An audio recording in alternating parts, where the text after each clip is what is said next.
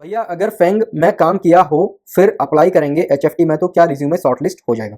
So so this is one of the most widely asked questions out there. तो इनका question है कि अगर मैं कॉलेज में हूं और एमटेक आईआईटी कानपुर से परस्यू कर रहा हूं तो क्या मैं अपने प्रोजेक्ट्स के बेसिस पे ही डायरेक्टली एचएफटी फॉर्म्स को क्रैक कर सकता हूं कि नहीं कर सकता। Hi all, this is me Karan. So in this particular video I will try to answer a few questions जो कि लोगों ने मेरे कमेंट सेक्शन में पूछे हैं।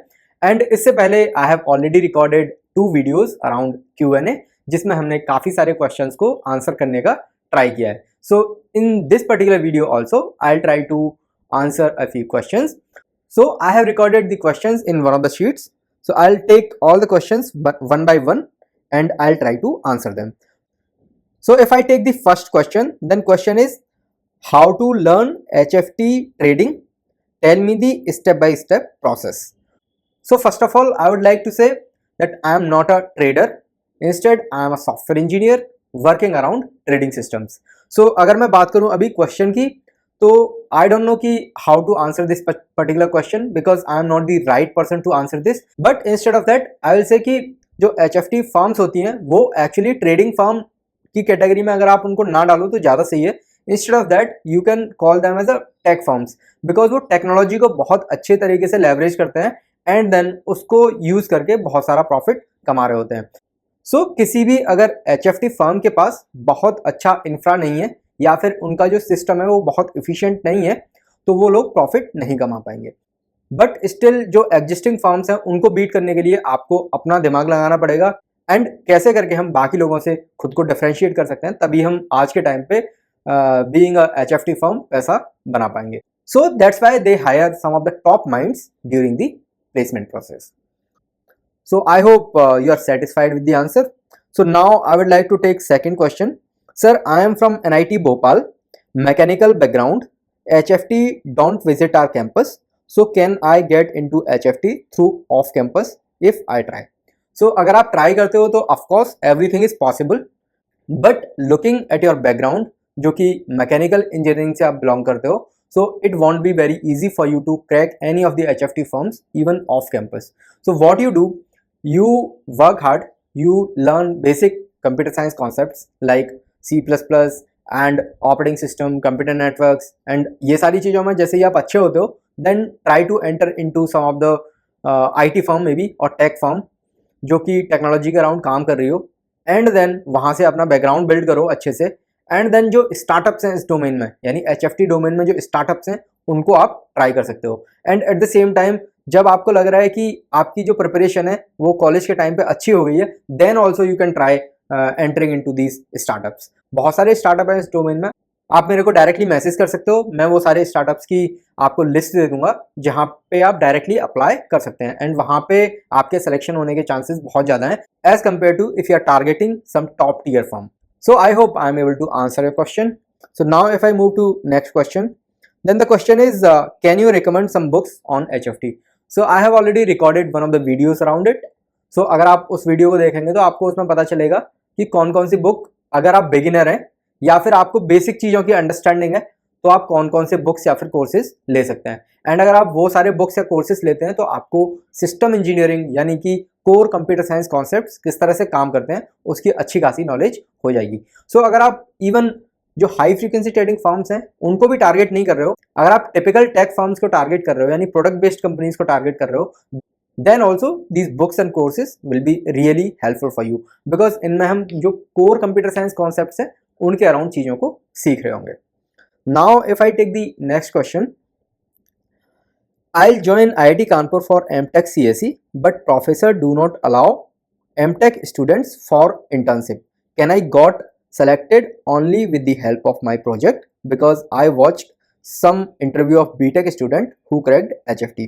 They first did their internship from HFT and then cracked HFT company. Can I do this only with my projects? So इनका question है कि अगर मैं कॉलेज में हूँ और MTech IIT कानपुर से परस्यू कर रहा हूँ तो क्या मैं अपने प्रोजेक्ट्स के बेसिस पे ही डायरेक्टली एचएफटी फर्म्स को क्रैक कर सकता हूँ कि नहीं कर सकता। So before answering this question I will try to tell you the entire process कि जो प्लेसमेंट का पूरा प्रोसेस है वो किस तरह से काम करता है।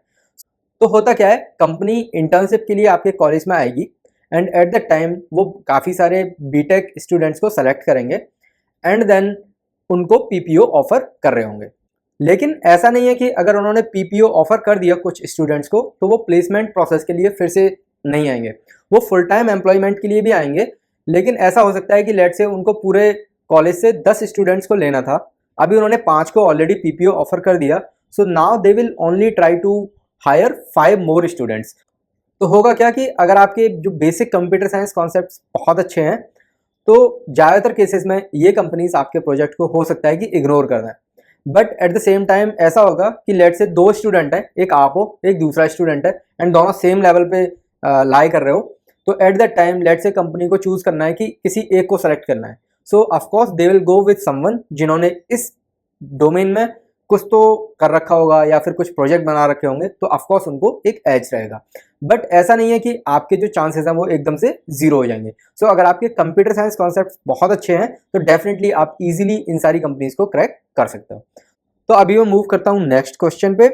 भैया अगर फैंग में काम किया हो फिर अप्लाई करेंगे एचएफटी में तो क्या रिज्यूमे शॉर्टलिस्ट हो जाएगा?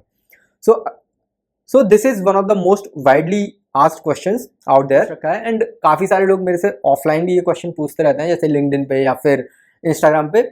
तो लेट से आप 2-3 साल का अगर आपको एक्सपीरियंस है किसी भी फैंग टाइप की कंपनी में या फिर किसी भी प्रोडक्ट बेस्ड कंपनी में, तो ऑफकोर्स आपको जो कंप्यूटर साइंस की नॉलेज है, यानी कि किस तरह से सिस्टम काम करता है, उसकी बेसिक अंडरस्टैंडिंग हो गई होगी। लेकिन ज़्यादातर केसेस में क्या होता है कि लोग ना फ्रंट एंड या फिर जो टिपिकल वेब डेवलपमेंट वाला काम होता है उस तरह का काम कर रहे होते हैं। तो अगर आप उस तरह का काम लेके इन सारी कंपनीज को क्रैक करने का ट्राई कर रहे हो तो हो सकता है कि आप थोड़ा पीछे रह जाओ, यानी कि आप इन सारी कंपनीज को क्रैक ना कर पाओ। So what I will suggest कि अगर आपने फैंग टाइप की किसी भी कंपनी को क्रैक किया है तो ऑफकोर्स आपका डीएसए अच्छा होगा, उसके साथ में आपको ऑपरेटिंग सिस्टम कंप्यूटर नेटवर्क्स को अच्छा करना पड़ेगा, एंड देन उसके अराउंड कुछ तो अगर आप फेक स्टोरीज बना सकते हो, ऑल्दो ये लोग फिगर आउट कर लेंगे कि आप फेक स्टोरी बना रहे हो कि नहीं।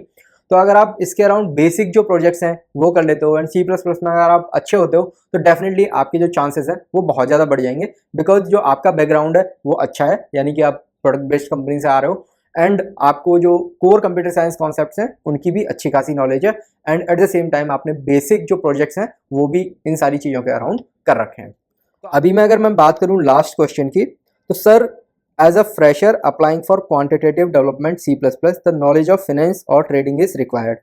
So basically इनका क्वेश्चन है कि अगर मैं किसी भी हाई फ्रीक्वेंसी ट्रेडिंग फर्म में क्वांटिटेटिव डेवलपर के लिए ट्राई कर रहा हूँ तो क्या मेरे को फिनेंस या फिर ट्रेडिंग का नॉलेज होना चाहिए?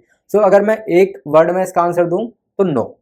जब आप इन सारी कंपनीज में एंटर करोगे तो आपको पता चलेगा कि यहाँ पे जो काम हो रहा है उसका कुछ भी आपको आता नहीं है।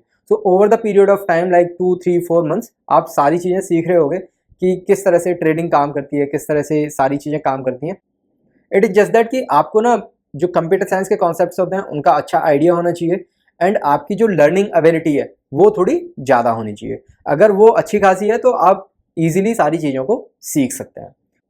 सो I hope this particular session was helpful for you. Let's meet in some other video where we will talk about some other topic. And अभी तक अगर आपने ऑब्जेक्ट ओरिएंटेड प्रोग्रामिंग की जो प्लेलिस्ट है वो एक्सप्लोर नहीं करी है तो डोंट इग्नोर दैट। उस तरह की प्लेलिस्ट आपको पूरे इंटरनेट पे कहीं भी नहीं मिल रही होगी, एंड उस प्लेलिस्ट में बीच बीच में हमने जो असाइनमेंट्स दिए हैं, अगर आप उन सारे असाइनमेंट्स को करते हो तो आपको एक बहुत अच्छी understanding low level system design के अराउंड हो जाएगी। So let's meet in the next video. Thank you.